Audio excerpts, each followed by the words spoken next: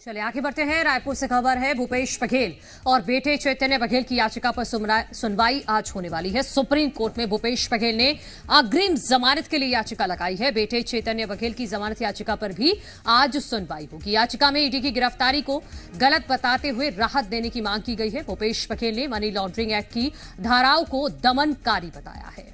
तो supreme court में आज भूपेश बघेल और उनके बेटे चैतन्य बघेल की याचिका पर सुनवाई होने वाली है। दो याचिका लगाई गई हैं। पहली याचिका है पूर्व मुख्यमंत्री भूपेश बघेल की तरफ से अग्रिम जमानत के लिए, इस पर भी आज सुप्रीम कोर्ट सुनवाई करेगा। और दूसरी याचिका है भूपेश बघेल के बेटे चैतन्य बघेल की तरफ से, जिस तरह से उन्हें गिरफ्तार किया गया है, इस गिरफ्तारी को ही गलत बताया गया है याचिका में। तो उस केस को लेकर भी आज सुप्रीम कोर्ट में सुनवाई होने वाली है। लेकिन बड़ी बात यह है कि क्या चैतन्य बघेल और भूपेश बघेल को राहत मिलेगी, क्योंकि आज जब सुप्रीम कोर्ट में सुनवाई होगी और सुप्रीम कोर्ट की तरफ से इन दोनों ही केसेस में क्या टिप्पणी की जाती है, यह भी बेहद महत्वपूर्ण होगा।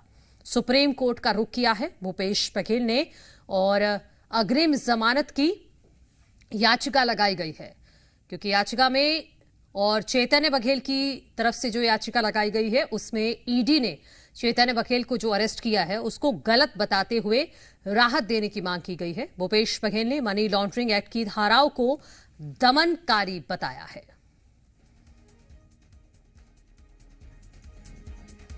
राजेश हमारे सहयोगी ज्यादा जानकारी के साथ जुड़ गए हैं। राजेश, आज दो याचिकाओं पर सुनवाई होगी, एक याचिका भूपेश बघेल की, एक याचिका चैतन्य बघेल की। बड़ी बात यह है कि क्या दोनों को राहत मिलेगी, टाइमिंग क्या रहेगी सुप्रीम कोर्ट की सुनवाई की, इसको लेकर कोई जानकारी?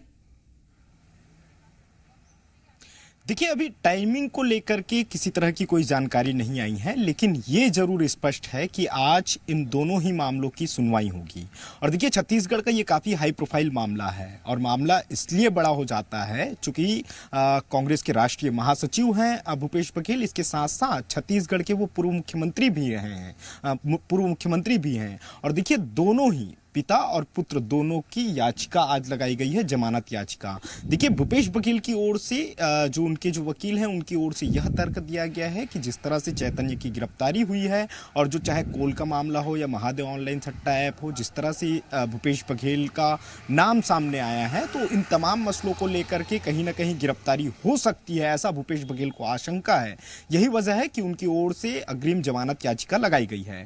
और देखिए, दूसरी बात चैतन्य बघेल को लेकर के जो उनके वकील हैं उनके द्वारा ये कहा जा रहा है कि ना तो ईडी में किसी तरह का उनका नाम आया था और ना ही। ठीक है राजेश, अपनी बात पूरी कीजिएगा। हमारे सहयोगी दिल्ली से अरविंद जुड़ गए हैं, उनसे डिटेल लेते हैं।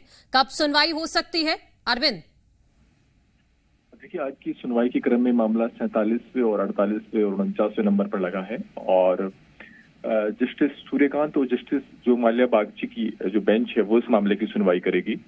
भूपेश बघेल और उनके बेटे दोनों ने अलग अर्जी दायर की है। भूपेश बघेल का ये कहना है कि इस मामले में जो सीबीआई और ईडी जो जांच कर रही है वो ठीक जांच नहीं कर रही है, जांच राजनीति से प्रेरित है और कहीं ना कहीं विपक्ष की आवाज को दबाने की कोशिश हो रही है और जांच एजेंसियां एक तरीके से सरकार का जरिया बन गई हैं पॉलिटिक्स के लिए। तो उन्होंने ये आशंका जताई है कि जिस तरीके से उनके बेटे की गिरफ्तारी हुई है उनकी भी गिरफ्तारी हो सकती है, लिहाजा उन्होंने अग्रिम जमानत की मांग की है। और दूसरी ओर जो उनके बेटे की तरफ से जमानत अर्जी दायर की गई है उसमें अग्रिम जमानत की मांग की गई है कोर्ट से। ठीक है अरविंद, बहुत शुक्रिया। आप इस कोर्ट की कार्यवाही पर नजर बनाकर रखिएगा। आपके जरिए अपडेट हम अपने दर्शकों तक पहुंचाते रहेंगे। राजेश, आपका भी धन्यवाद।